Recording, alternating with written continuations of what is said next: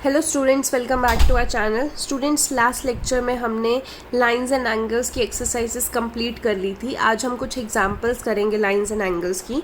तो example number 1 से start करते हैं। आपको बोला है line P Q and R S intersect each other at ओ।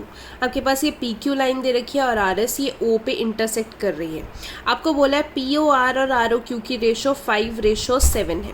तो पी ओ आर यानी कि ये रेशो 5:7 है, तो हम इसको 5x ले सकते हैं कि आर ओ क्यू, ये आर ओ क्यू है, इसकी रेशो 7 है, तो हम इसको 7x ले सकते हैं। इन्होंने जिस तरीके से किया हुआ है वो शायद आपको याद रहे ना रहे, मैं आपको दूसरा तरीका बता देती हूँ जो हम जनरली भी करते हैं। ये 5x 7x, तो हम पहले ले लेते हैं ऐसे कि लेट जो आपकी रेशो है वो 5x और 7x हो जाए। ठीक है, अब 5x और 7x दोनों देखो एक स्ट्रेट लाइन पे आ रहे हैं, दोनों का सम कितना हो जाएगा 180 लीनियर पे। तो हम ऐसे लिख सकते हैं कि 5x प्लस 7x दोनों का सम 180 हो जाएगा, यानी कि 12x इज इक्वल टू 180 हो जाएगा। x की वैल्यू 180/12 हो जाएगी, तो आपके पास x की वैल्यू कितनी आ जाएगी 15। ठीक है, x 15 आ गया। अब निकालना क्या है आपको, फाइंड ऑल दी एंगल्स, ये चारों एंगल निकालने हैं। अब यहाँ पे देखो, अगर मुझे पी ओ आर एंगल निकालना है तो मैं यहाँ पे लिख रही हूँ पी ओ आर एंगल निकालना है, तो वो 5x है, यानी कि 15 × 5। तो आपके पास यहाँ पे आप लिख सकते हैं कि आपके पास 75 डिग्रीज एंगल आ गया। अगर मुझे ये वाला एंगल निकालना है, आर ओ क्यू एंगल निकालना है, आर ओ क्यू, तो वो आपके पास क्या हो जाएगा 7 × 15, तो आपके पास ये एंगल 105 आ जाएगा। बट सिर्फ दो एंगल्स तो नहीं निकालने, ये सारे एंगल्स निकालने हैं। तो देखो जितना ये एंगल होगा, अगर ये 5x है तो ये भी 5x होगा क्योंकि वर्टिकली ऑपोजिट एंगल्स हैं। ये 7x है तो ये भी 7x होगा क्योंकि वर्टिकल ऑपोजिट एंगल्स है। इसलिए उन्होंने लिखा हुआ है कि POS, ये जो POS है वो किसके बराबर है, ROQ के। अगर ये 105 है तो ये भी 105 होगा। SOQ और POR आपस में बराबर है, ये 75 है तो ये भी 75 होगा। ठीक है, तो आप इस तरीके से कर सकते हैं। क्वेश्चन नंबर 2 देखिए, आपको बोला है OS रे, ये रहा O, ये S, OS रे ये POQ लाइन पे स्टैंड कर रही है। OR and OT are the angle bisectors of POS and SOQ। और देखो OR अगर POS का एंगल बाइसेक्टर है तो ये एंगल और ये एंगल ये दोनों बराबर होंगे। ऐसे OT जो है वो SOQ का बाइसेक्टर है, तो ये एंगल और ये एंगल आपस में बराबर होंगे। ठीक है, तो अब देखो अगर ये OS रे बाइसेक्ट कर रही है, सबसे पहले हम ये लिख सकते हैं कि POS और SOQ ये पूरा का पूरा एंगल और ये पूरा का पूरा एंगल दोनों का सम 180 होगा क्योंकि लीनियर पेयर है। यहाँ से क्वेश्चन में बोला कि POS को x मानो, तो POS x मान लिया। अगर POS x है तो x प्लस SOQ 180 आ गया। SOQ की वैल्यू क्या आ जाएगी, 180 में से x निकाल दिया, फर्स्ट इक्वेशन। अब आपको दिया हुआ है कि जो OR रे है वो POS को बाइसेक्ट करती है, तो अगर मुझे सिर्फ ये एंगल निकालना है ROS, तो ROS क्या हो जाएगा, पूरे एंगल का आधा। तो ROS is equal to half of POS। ठीक है, ये POS पूरा एंगल था, इस पूरे एंगल का आधा क्या हो जाएगा, ये ROS। हाफ ऑफ POS की वैल्यू क्या है, वो तो क्वेश्चन में ही दे रखी है x, तो हाफ ऑफ x क्या होता है x/2। ठीक है, ऐसे ही ये वाला एंगल इधर देखें, SOT एंगल देखें, तो ये QOS का हाफ है, तो SOT is half of QOS या फिर SOQ आप कुछ भी कह सकते हैं। तो हाफ इंटू SOQ की वैल्यू हम ऊपर निकाल चुके हैं 180 माइनस एक्स, तो 180 माइनस एक्स, 180 को 2 से डिवाइड किया तो 90, x को 2 से डिवाइड किया तो x/2, तो SOT की वैल्यू 90 माइनस x/2 आ गई। निकालना क्या है आपको ROT, तो ROT कैसे बनता है, ROS और SOT को प्लस कर दो। ROS आपने निकाला x/2, SOT आपने निकाला 90 माइनस x/2, x/2 और 90 माइनस x/2 को प्लस कर दो। तो आप दोनों को प्लस कर देंगे तो ये x/2 प्लस 90 माइनस x/2, तो minus x/2 plus x/2 cancel हो गया, क्या बच गया आपके पास 90। ठीक है, एग्जाम्पल नंबर 3 देखते हैं। आपको OP OR OS 4 रेज दे रखी हैं, ये POQ plus QOR plus SOR plus POS, ये आपको 360 प्रूव करना है। यहाँ हम क्या करेंगे, यहाँ पे कंस्ट्रक्शन करेंगे कि इस लाइन को आगे एक्सटेंड कर देंगे 2 पॉइंट T। ठीक है, अब बहुत ही सिंपल है, आप ऐसे करना चाहते हो तो ऐसे कर लो। अगर मैं इस इक्वेशन को लिखना चाहूँ, देखो अगर ये स्ट्रेट लाइन है तो मैं इसको लिख सकती हूँ कि 1 एंगल और इधर 2 एंगल, दोनों का सम कितना है 180, लीनियर पेयर। तो इसी फर्स्ट इक्वेशन को मैं ऐसे लिख सकती हूँ कि एंगल 1 + 2 दोनों का 180 है, ये फर्स्ट इक्वेशन लीनियर पेयर। ऐसे ही इधर 3 एंगल और 4 एंगल और 5 एंगल, ये तीनों एंगल्स एक ही लाइन पे हैं, तो मैं ऐसे लिख सकती हूँ एंगल 3 + एंगल 4 + एंगल 5, तीनों का सम 180 है क्योंकि angles on a straight line. ठीक है, ये आपकी सेकेंड इक्वेशन होगी, ये आपकी फर्स्ट इक्वेशन, ये आपकी सेकेंड इक्वेशन। दोनों इक्वेशन को क्या करना है, आपने ऐड कर देना है। आप क्या लिखोगे, एडिंग 1 and 2, दोनों को ऐड कर दिया। जब आप ऐड करोगे दोनों को तो क्या बनेगा, लेफ्ट में लेफ्ट ऐड करोगे तो आपके पास ऐसे बन जाएगा 1 + 2, इसकी लेफ्ट भी ऐड कर दोगे +3 + 4 + 5 इज इक्वल टू इसकी राइट 180 + 180, आपके पास कितना आ जाएगा 360। अब टू प्रूफ देखो, आपको बोला है POQ, तो POQ कौन सा एंगल है 2, तो मैं एंगल 2 को लिख देती हूँ POQ प्लस QOR पूछा है तो QOR कौन सा एंगल है 5, यानी कि एंगल 5 को यहाँ पे जो आ रहा है उसको मैं QOR लिख देती हूँ प्लस अगला पूछा है SOR, SOR ये वाला एंगल कौन सा है आपके पास 4, तो यानी कि इसमें जो 4 एंगल है उसका नाम SOR दे दिया प्लस अगला पूछा है POS, तो POS ये कैसे बना आपका 1 और 3 को प्लस करके POS बना, तो यानी कि 1 और 3 जो एंगल बचा है उनको ऐड करके हम क्या लिख सकते हैं POS, और राइट साइड पे तो आपका 360 ही है। ठीक है, तो यही आप सॉल्यूशन कर सकते हो। अगर आप लिखोगे 1 एंगल एक एक करके देखोगे कि जो यहाँ पे एंगल्स दे रखे हैं क्या आपके पास यहाँ पे आ रहे हैं, अगर आ रहे हैं तो उन्हें लिखते जाओ। सिर्फ आपके पास लास्ट वाला एंगल नहीं बन रहा होगा PQS लास्ट नहीं बन रहा तो आप कैसे लिखोगे POS नहीं बन रहा तो POS कैसे बना है 1 + 3 को ऐड करके, तो 1 और 3 एंगल ही बचा था, 2 4 5 के नेमिंग्स तो हम लिख चुके थे, 1 और 3 को ऐड करके आपके पास क्या बन गया POS, और राइट साइड पे क्या है 360, यही आपको प्रूफ करना था। एग्जाम्पल नंबर 4 देखते हैं। आपको बोला है PQ is parallel to RS, ये रही PQ, ये RS, ये दोनों पैरेलल है, ये एंगल 135 दिया हुआ, ये 40, XMY निकालना है, XMY यानी कि ये पूरा एंगल निकालना है। ठीक है, तो जब भी ऐसे क्वेश्चन हो ये बीच वाला एंगल निकालना हो, यूजुअली उसमें हम कंस्ट्रक्शन कर लेते हैं कि बीच में से एक लाइन ड्रॉ कर लेते हैं, तभी आसान हो पाता है। ठीक है, तो यहाँ पे से हमने लाइन एक ड्रॉ कर ली, let AB be the line parallel to PQ, जो AB है हमने PQ के पैरेलल ड्रॉ कर दी। ठीक है, अब देखो AB अगर PQ के पैरेलल है और PQ फर्दर RS के पैरेलल है, ये तो क्वेश्चन में दे रखा है ना PQ और RS पैरेलल है, AB और PQ हमने पैरेलल की बाय कंस्ट्रक्शन, दोनों से देख लो PQ कैंसिल, तो हम लिख सकते हैं कि AB is parallel to RS, तो लिख सकते हैं therefore AB is parallel to RS। आपने Y नहीं लिखना, आपने यहाँ से लिखना है, इसको चाहे 1 मान लो चाहे 2, फ्रॉम 1 into आपके पास AB is parallel to RS। ठीक है, अब बिना सॉल्यूशन को देख के एक बार करते हैं कि कैसे होगा। आपको पता है कि PQ और AB पैरेलल हैं, तो पैरेलल लाइन के बीच में एक ये एंगल और एक ये एंगल, दोनों का सम कितना होगा 180, बिकॉज को इंटीरियर एंगल्स हैं। तो अगर मैं इसको एंगल 1 मान लेती हूँ, इसको एंगल 2 मान लेती हूँ, एंगल 1 + एंगल 2 180 को इंटीरियर एंगल्स, तो यहीं पे मैं ऐसे ही लिख सकती हूँ, बजाय कि आप ऐसे नाम दो तो आप सीधा लिख सकते हो कि एंगल 1 + एंगल 2 180।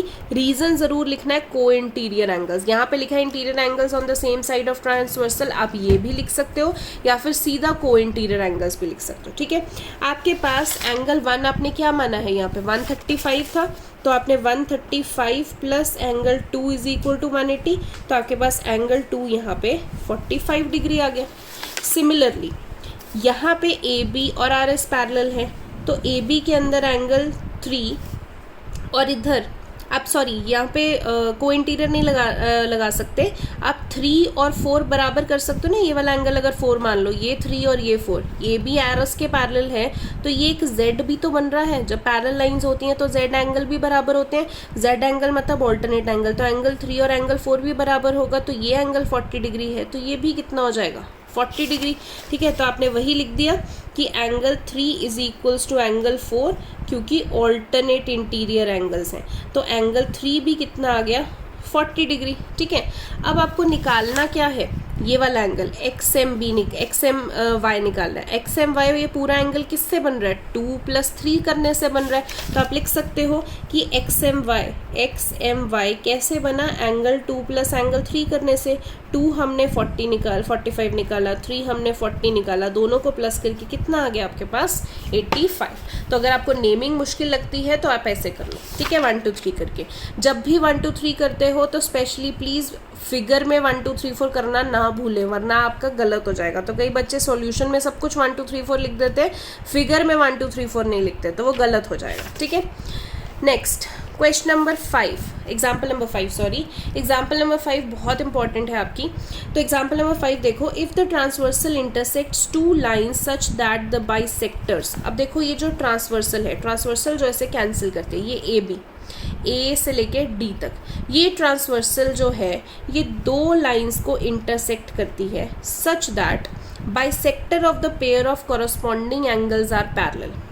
मतलब ये जो कॉरस्पॉन्डिंग एंगल है, इस लाइन के ऊपर जो एंगल है, इस लाइन के ऊपर जो एंगल है, इनके बाइसेक्टर्स यानी कि BE और CG ये आपको पैरेलल दे रखे हैं, ठीक है। Prove that the 2 lines are parallel. ये जो 2 लाइंस हैं ये पैरेलल करनी है, PQ और RS आपको पैरेलल करनी है, ये आपको दे रखा है। तो गिवन में बेसिकली क्या दे रखा है आपको, BE is parallel to CG, ये आपको गिवन में दे रखा है, ठीक है। ये एंगल और ये एंगल ये कौन से हैं, कॉरस्पॉन्डिंग एंगल्स बराबर दे रखे हैं। प्रूफ क्या करना है, PQ is parallel to RS, we have to prove that PQ is parallel to RS, ठीक है। अब स्टार्ट करते हैं। आपको दे रखा है कि ये वाला BE बाइसेक्टर है, तो मैं कह सकती हूँ कि ABE ये इतना सा एंगल ये पूरे एंगल का आधा है, ABQ का आधा है, ठीक है। तो ये इतना सा एंगल इस पूरे एंगल का आधा है, तो मैं लिख सकती हूँ AB is equal to half of ABQ। Reason क्या है, BE इज द बाइसेक्टर, लिखना जरूरी है, ठीक है। ये फर्स्ट इक्वेशन होगी। ऐसे ही ये भी तो बाइसेक्टर दे रखा है, तो मैं लिख सकती हूँ BCG किसका आधा है, BCS का, ये पूरे एंगल का हाफ है ये वाला एंगल, तो BCG is half of BCS, ठीक है। ये सेकेंड हो गई। अब तीसरा, आपको ये एंगल और ये एंगल तो कॉरस्पॉन्डिंग एंगल आपको पता ना, लाइन के ऊपर वाला और नीचे लाइन के ऊपर वाला, तो ये दोनों कॉरस्पॉन्डिंग एंगल तो बराबर है, यानी कि ABQ और BCS ऑलरेडी बराबर हैं। तो कॉरस्पॉन्डिंग एंगल इस लाइन के ऊपर वाला और इस लाइन के ऊपर वाला, क्योंकि ये लाइंस पैरेलल दी हुई है ना, जब तक पैरेलल नहीं होते तब तक कॉरस्पॉन्डिंग एंगल्स बराबर नहीं होते। तो लाइन पैरेलल कौन सी है, BE और CG, तो इसके सिर्फ ऊपर वाला ये एंगल और इसके ऊपर वाला ये एंगल ये बराबर दे रखा है। तो ABE किसके बराबर दे रखा है, BCG के, तो AB is equal to BCG। Third equation होगी, कॉरस्पॉन्डिंग एंगल्स आर इक्वल, वो वाली इक्वेशन से। अब तीनों को अगर हम देखें तो देखो AB और BCG आपस में बराबर है थर्ड इक्वेशन से, तो फर्स्ट इक्वेशन में रहा AB, सेकंड इक्वेशन में रहा BCG, ये दोनों तो थर्ड इक्वेशन कह रही है कि बराबर है, तो ठीक है, इन दोनों की लेफ्ट हैंड साइड बराबर है, तो इन दोनों की राइट हैंड साइड भी बराबर होगी। तो इसकी राइट हैंड साइड यानी कि हाफ ऑफ ABQ किसके बराबर होगी, हाफ ऑफ BCS के बराबर होगी। तो आपके पास हाफ और हाफ कैंसिल हो गया, ABQ is equal to BCS आ गया। अब ABQ ये पूरा का पूरा एंगल, BCS ये पूरे के पूरे एंगल के बराबर आ गया। तो ये ऊपर वाले एंगल्स कौन से होते हैं, कॉरस्पॉन्डिंग एंगल, तो कॉरस्पॉन्डिंग एंगल बराबर है, तो ये एंगल कहाँ पे लगता है, PQ लाइन पे, और ये वाला एंगल जाके कहाँ पे लगता है, RS लाइन पे। तो कॉरस्पॉन्डिंग एंगल्स अगर बराबर है तो लाइंस पैरेलल है। तो लास्ट में क्या लिखना है, as corresponding angles are equal therefore PQ is parallel to RS। जैसे आप Z वाले एंगल्स ऑल्टरनेट एंगल्स इक्वल करते हो तो भी लाइंस पैरेलल हो जाती हैं, ऐसे कॉरस्पॉन्डिंग एंगल्स इक्वल करते हो तो भी लाइंस पैरेलल हो जाती है। Very very important theorem. Example number 6 देखते हैं। एग्जाम्पल नंबर 6 आपको बोला हुआ है कि ABCD के पैरेलल है, CDEF के पैरेलल है, और जो ये EA है ये यहाँ पे परपेंडिकुलर है, 90 डिग्री है। BEF आपको इतना सा एंगल 55 दे रखा है, XYZ निकालना है, ठीक है। अब निकालने के काफ़ी तरीके होते हैं जब एंगल्स आपको फाइंड आउट करना है। यहाँ पे देख लेते हैं क्या लग सकता है। अब सबसे पहले देखो, अगर आपको CD और EF पैरेलल दे रखे हैं, ठीक है, तो इस केस में CD के केस में ये वाला एंगल EF के केस में ये वाला एंगल, ये तो ट्रांसवर्सल जा रही है ना, ये और ये लाइन पैरेलल है, तो इन दोनों के बीच वाले जो एंगल्स होंगे दोनों का सम कितना होगा 180, क्योंकि को इंटीरियर एंगल्स, या फिर आप लिख सकते हो interior angle on the same side of transversal, या फिर दोनों का सम को इंटीरियर एंगल्स। ठीक है, तो यानी कि y + 55 180 होगा। आप रीजन यहाँ पे को इंटीरियर एंगल्स लिख सकते हो। ठीक है, तो y की वैल्यू क्या आ जाएगी 180 - 55 125, तो आपके पास y यहाँ पे 125 डिग्री आ गया। ठीक है, अब AB और CD ये दोनों भी पैरेलल दे रखे थे, तो AB के इधर ऊपर वाला एंगल और CD के इधर ऊपर वाला एंगल पैरेलल है, तो ये कॉरस्पॉन्डिंग एंगल्स हो गए। कॉरस्पॉन्डिंग एंगल्स तो बराबर होते हैं, तो यानी कि अगर ये 125 है तो एक्स भी कितना होगा 125। तो क्या लिखना है, AB is parallel to CD, corresponding angle axiom से एंगल एक्स भी कितना आ गया 125, क्योंकि एक्स और वाई बराबर है। ठीक है, तो एक्स भी निकल गया, वाई भी निकल गया। अब जेड निकालना है। जेड निकालना है तो देखो कैसे निकालते हैं। AB CD के बराबर दे रखा है क्वेश्चन में, CD EF के बराबर दे रखा है क्वेश्चन में, सो दोनों से क्या आ जाएगा CD cancel, therefore AB is parallel to AF, ये आ जाएगा। अगर ये लाइन और ये लाइन पैरेलल है तो इस लाइन के बीच वाला एंगल और इस लाइन के बीच वाला एंगल दोनों का सम 180 होगा, को इंटीरियर एंगल्स। तो ये वाला एंगल आपको क्वेश्चन में 90 दे रखा है, क्योंकि परपेंडिकुलर बोला ना, ये इधर 90 बन रहा है, प्लस ये वाला आपको क्या दे रखा है Z और 55 को प्लस करके बन रहा है। ठीक है, यहाँ पे आपको क्लियरली नहीं दिख रहा होगा, अपनी बुक्स में देखना, ये एंगल आपको Z दे रखा है और ये वाला एंगल आपको 55 दे रखा है, तो Z और 55 को प्लस करके ये वाला बन रहा है, ये पूरा का पूरा एंगल, तो Z + 55, तो 90 + 55 करके इधर 180 में से माइनस किया, एंगल Z कितना आ गया 35। ठीक है, सो यहीं तक आज की एग्जाम्पल्स आपको करनी है, इतनी ही। आपका जो सैटरडे को टेस्ट है वो एक्सरसाइज 6.1, 2 एंड 3 का टेस्ट है, कोई एग्जाम्पल्स का टेस्ट नहीं है। तो जितना आपने इस वीक में किया है 6.1, 2 एंड 3 एक्सरसाइज वो पूरी करनी है विदाउट एनी एग्जाम्पल्स। तो उतना प्रिपेयर करने के लिए आपको कल का दिन भी मिलेगा, तो उसको अच्छे से यूटिलाइज करना। अभी भी कोई डाउट है तो आप उसको पूछ सकते हैं। आज के लिए इतना ही, थैंक यू सो मच।